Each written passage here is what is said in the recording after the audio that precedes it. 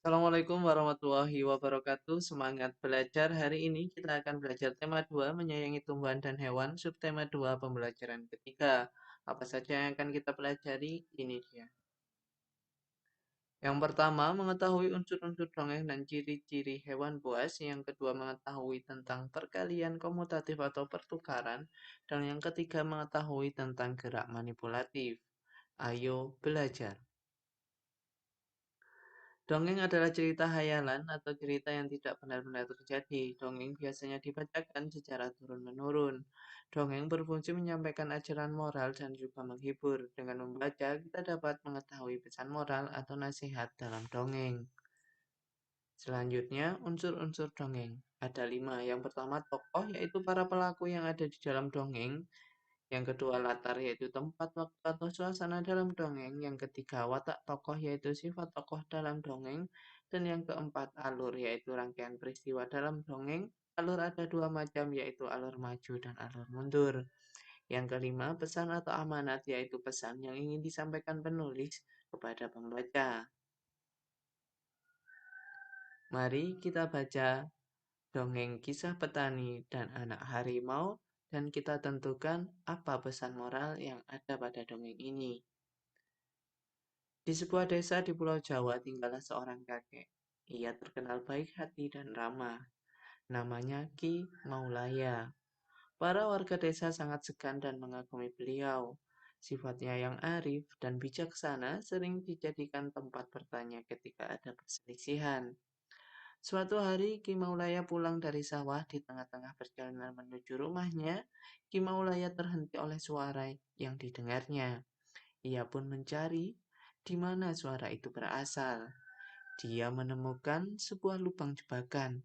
Dilihatnya, ada 3 ekor anak harimau yang terjebak dan tidak bisa keluar. Melihat bahwa binatang yang dia temukan bisa membahayakannya, dia pun tertegun sejenak. Setelah beberapa saat terpaku, Ki Maulaya dapat menekan rasa takutnya. Aku percaya bahwa kebaikan pasti dibalas dengan kebaikan pula.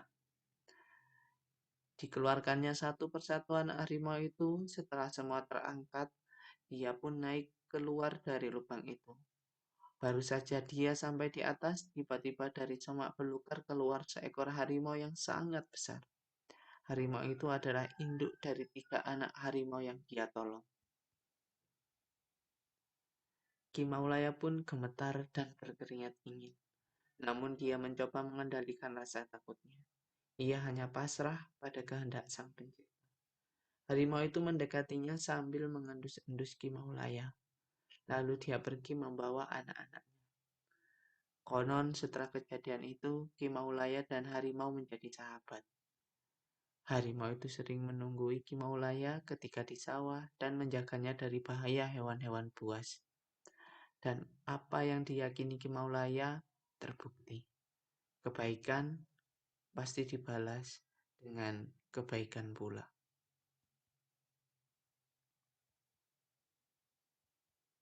Apakah kamu tahu apa pesan moral yang terdapat pada dongeng Kisah Petani dan Anak Harimau?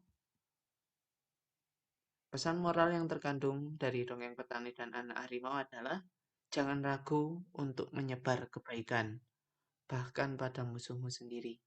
Karena kebaikan pasti dibalas dengan kebaikan pula. Selanjutnya, hewan buas. Hewan buas memiliki pengertian hewan liar dan biasanya memusuhi manusia. Biasanya ganas seperti harimau dan serigala. Hewan dianggap sebagai hewan buas adalah hewan yang berbahaya bagi manusia. Bahaya di sini artinya bisa menyerang dengan gigitan, cakaran, tandukan, menyengat, menyemburkan racun, menerkam, dan serangan berbahaya lainnya yang dapat menimbulkan luka bahkan kematian. Ciri-ciri hewan buas yaitu lahir dan hidup di alam liar, biasanya tidak dipelihara manusia, menyerang bila diganggu atau merasa terancam, berbahaya bagi manusia.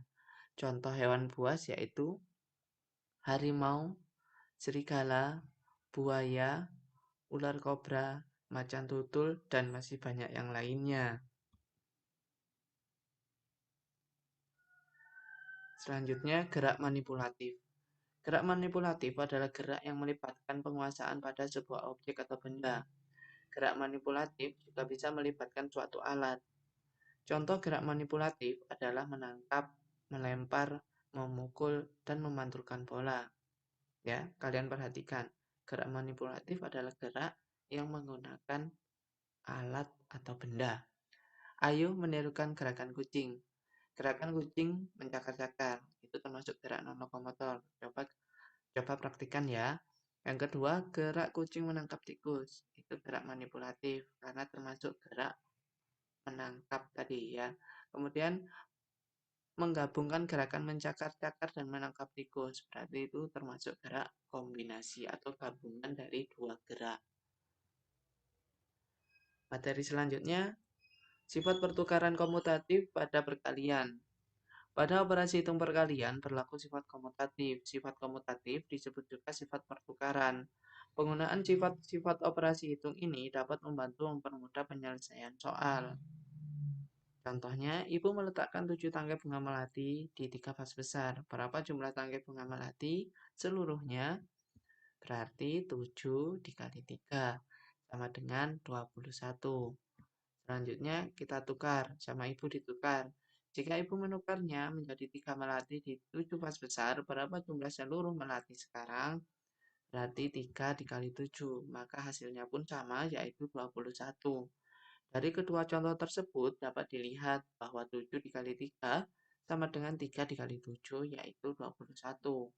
Jadi dapat disimpulkan bahwa hasil perkalian dua bilangan akan sama hasilnya walaupun kedua bilangan tersebut ditukar. 3 dikali 5, berapakah hasilnya? 3 dikali 5 berarti kita buat 3 kotak berisi 5 benda atau 5 hewan. Tinggal kita jumlahkan, yaitu menjadi 15. Jika kita tukar 5-nya di depan, 3-nya di belakang, 5 dikali 3 sama dengan berapa? 5-nya di depan berarti kita membutuhkan 5 kotak dan 3 benda atau hewan yang ada di dalamnya. Maka hasilnya setelah kita jumlahkan semuanya yaitu 15. Jadi walaupun posisinya ditukar, maka hasilnya pun tetap sama. Selanjutnya 4 dikali 6, yaitu kita membutuhkan 4 kotak dan 6 benda yaitu telur. Setelah kita jumlahkan, hasilnya pun berapa? Ya, 24. Kemudian 6 kali 4 setelah ditukar, hasilnya pun sama, yaitu 24. Namun gambarnya seperti apa? 6 kali 4 berhubung 6-nya berada di depan, maka kita membutuhkan 6 kotak. Kemudian berisi berapa telur? Berisi 4 telur masing-masing. Tinggal kita jumlahkan, yaitu hasilnya 24. Seperti itu. Contoh yang terakhir, nomor 1, 4 dikali 7. Berarti berapa? 7-nya 4 kali. Seperti tadi ya, kita buat 4 kotak berisi 7 benda. Hasilnya 28. Sekarang kita tukar. 7 dikali 4. Berarti 4-nya 7 kali. Berapa? 28. Pinter. Kemudian 4 dikali 7 sama dengan 7 dikali 4. Hasilnya pun tetap sama, yaitu 28. Contoh soal yang kedua. 5 dikali 8. Berarti 8-nya 5 kali. Berapa hasilnya? 40. Kemudian kita tukar. 8 dikali 5. 5-nya 8 kali. Berapa hasilnya? Ya sama, 40. Selanjutnya, 5 dikali 8 sama dengan 8 dikali 5, yaitu 40. Contoh yang ketiga, 3 dikali 9, berarti 9-nya 3 kali. 9 tambah 9 tambah 9, hasilnya 27. Kita tukar, 9 dikali 3, berarti 3-nya 9 kali. Berarti berapa? Sama, 27. Jadi bisa kita simpulkan 3 dikali 9 sama dengan 9 dikali 3, yaitu 27.